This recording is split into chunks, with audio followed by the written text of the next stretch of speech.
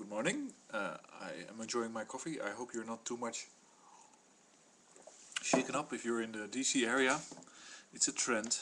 A number of earthquakes are increasing and it's linked to climate change. But that's a different topic. I'll talk about it in another video. I got a question about the time banking movement in the US. What do you think about time banking?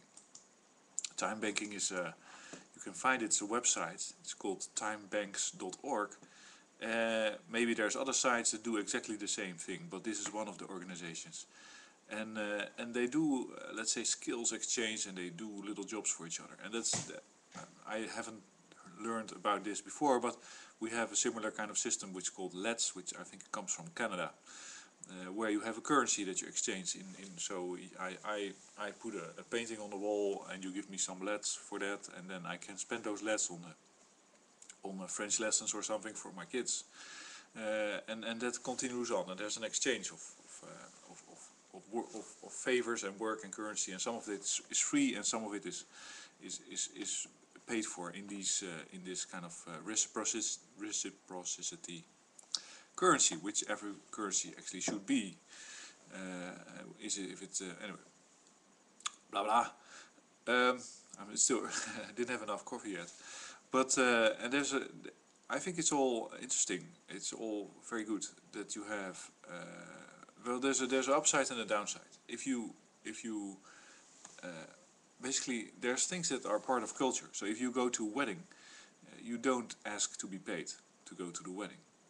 Of course, it's a party, but you have to dress up and do all kinds of stuff, but you don't get asked to be paid. And that's culture. And you can expand that, of course. If somebody asks you for hanging up a painting on the wall, and it's a friend, you don't ask to be paid. If it's not a friend, you usually think, hey, that's weird. Why should I work for you and do that for you? And then you have, of course, these systems that promote care, that can try to reduce the cost of life by making people see that they can, of course, do stuff for their neighbors, which is the most usual thing historically, which is basically a source of prestige and pride, which I thought is important to mention, the word pride, because I saw a very nice video about three guys longboarding in Morocco through that country, and everybody was very happy there, which is, of course, very friendly. And they mentioned that they feel really proud about themselves there. And I think that's something that you should try to find in your own culture. But the point I'm trying to make is that there's two movements basically in society. One is to monetize everything. So if you want to walk, you can't walk anymore. You have to do alpine walking with sticks, and everything has to have some kind of stuff that you buy, and it's not good enough if it's not commercialized, which is a horrible trend, which erodes everything and which captures everybody. Because now suddenly you cannot walk outside. You feel ridiculous if you don't have two sticks. I think people that have two sticks look ridiculous, but monetize everything, monetize love. So you have a push diamond or something that the Americans have introduced, which is that if women have a baby, they get a diamond. Why? Get the fucking baby. And I don't know where that road doesn't have to end anywhere. If it's up to the banking system, because they will monetize everything, and you will have to work for everything, and you'll be completely captured, and every breath you take will be you'll have somebody with a ching ching ching. Okay, that's not a breath. Oh, you took too much. Take less. You have to work on your condition.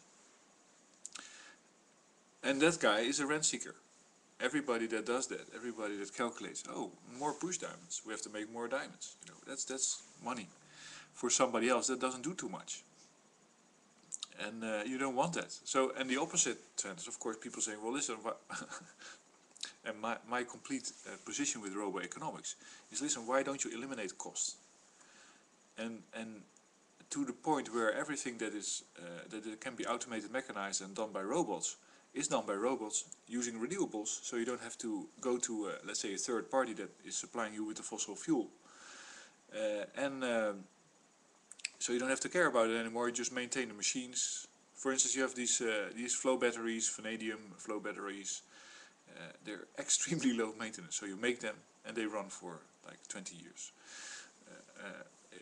if you design them right. So maybe you have to, and then again, maybe there's some maintenance. Maybe you have a windmill that needs to have these rotors realigned every 2 years.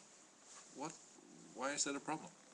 Well, it is a problem if somebody asks 10,000 euros every time that happens, because they know it has to happen, and you only have one option, to ask them. So, so basically, Roboeconomics says, well, you try to eliminate all the costs in your life, all the cash flow in your life, as much as possible. And if you do that using the most advanced robotics, which will put together the medical instruments, the telephones, whatever you need, and maybe even operate on you when you're sick, then the society at large is left with very little that they really have to strive to learn, or they can do, of course. This is all completely free. It's all by choice. It's by interest, and they are basically left with the choice: what type of culture do they want? What type of lifestyle do I want? Because now I can produce anything that I want at virtually no cost, and I can recycle everything that I waste at virtually no cost. And so it's a choice. It becomes a choice: what kind of society do I want? And basically, what I see in these time banking movements is a push towards such a society where you basically say, okay, what type of life do I want? Do I want to be picky on everything, or do I want to have a culture, my own culture? Because what happens is that commercial interests have hijacked all the culture that we are basically exposed to. So as a young kid, you're exposed to Coca-Cola, Pepsi-Cola, everybody knows that. And those are nothing more than cultures. They're basically sets of behavior that make up your lifestyle. That is culture. But they're all commercially interesting sets of behavior. So now I want to do all kinds of, I want to have my Game Boy, because my culture says that I have to be in the afternoon at home with my friends playing my Game Boy or whatever, Xbox. And then I'll do other stuff that's all very expensive. I want to have a skateboard. Well, that's fine. It doesn't have to be too expensive, but it has to be a special skateboard and have to have special gear, because my culture that's presented to me displays and presents to me that I have to have it like that, and then it's commercialized. Well, what about your own culture? Let's say your own set of behaviors that you're content with, and which is very natural and which has always existed, and you have like traditional dress. So let's say, well, there's several aspects to it, of course, but it's a little bit too much to discuss right now. But if you look at this time banking movement, then they should say, well, apart from doing the time banking and having our culture and having our sense of caring and of course altruism, and basically recognizing that if you build a social community, then everybody gets stronger and you know each other better. So in times of crisis, you're probably more able to respond as a group, which is important. Which is some challenges you cannot respond on your own effectively.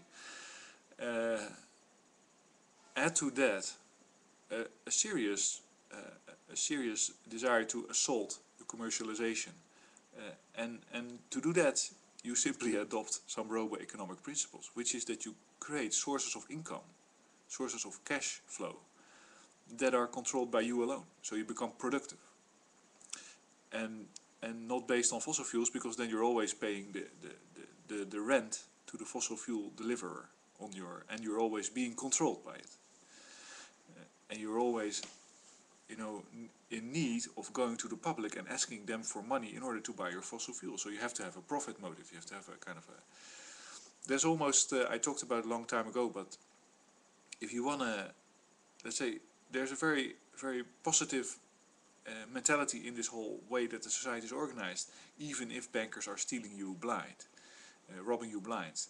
And that is that if they do, apparently they could, and more people can live with less energy expense. That's the whole, that's the positive side of it. So if I take, let's say, if I'm a banker robber, and or robber baron, banker robber is not a term, and I take out like $100 million of the US society, and everybody's pissed off, but they go on with their lives, then that means that those people are able to live with less money, which means that they spend less on fossil fuels, which means that they can go on longer. So there's actually a positive side to profit seeking. So if a bank if you go to a bank and say I want to start a business, and they say, well, what's your profit margin, and you say 0, then they say, well, net that's not really I make you independent, and net it's not an efficiency measure in society in terms of money. Of course we get the cash flow and we profit from that, but if you forget that for a moment, they do a positive thing by siphoning off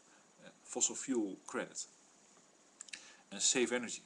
Well, that's all a very nice game, and that's why I think they can feel pretty positive about it in the end. But we don't want that type of group of people that have the control over everything, that own everything, that kind of manage us like a bunch of sheep, and throw us to the lions if they don't know the solution anymore, like right now.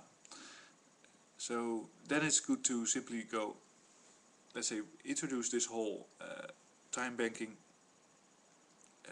principle, but also introduce income sources, energy sources, so that your production in your locale or locally can be done with renewables and is thereby protected against any fluctuation in fossil fuel availability, stuff like that. So I think it's a good thing, but I think it's too benign. It restricts itself to an area of society where there's no real commercial interest. You should say, well, time banking, we make Coca-Cola too. Time banking, we make running shoes too. Time banking, we make everything that you need. And if we do, then we do it based on renewables, and then I'm very happy about that, because that's Roboeconomics. And if you do it on based on renewables, then you don't have to ask money for it too much.